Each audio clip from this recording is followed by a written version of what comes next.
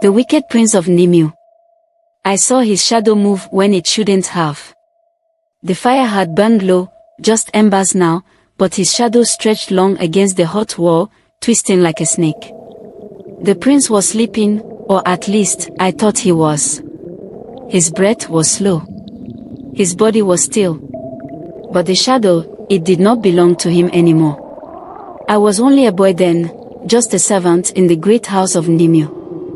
The prince, Odayo, was a cruel man, feared by all. He had a laugh that made men uneasy, and eyes too sharp, like a hawk watching something small and weak. He was the king's younger son, but he acted like the throne was already his. One night, an old woman came to the palace. No one knew her name, only that she had traveled far. Her back was bent, her face hidden under a ragged hood.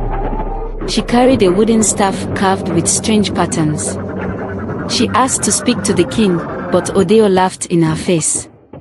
"The king has no time for beggars," he said. "Go back to the hole you crawled from." The old woman did not argue. She only lifted her head enough for me to see her lips moving, whispering something too soft to hear. Then she turned and left. That night, the prince changed. It started small. A shadow moving when he was still. A whisper where there should be silence.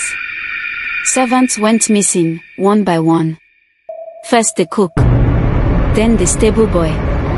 Then the guard who slept outside Odayo's door. No blood. No bodies. Just gone. And then, the smell came. It was in the prince's room, thick like rotten meat, like something long dead.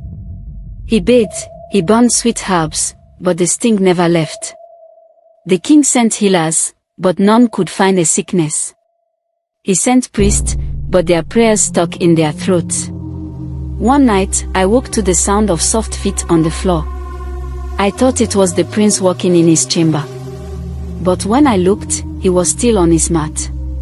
His shadow, though, was crawling. It dragged itself along the floor like a wounded thing, pulling its own limbs. It was slow, but it was moving toward the door. Toward me. I ran.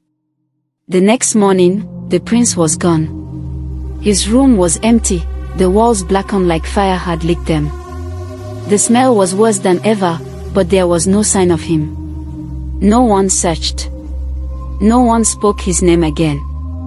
The king did not mourn. But sometimes, on cold nights, when the fire burns low, I see something shift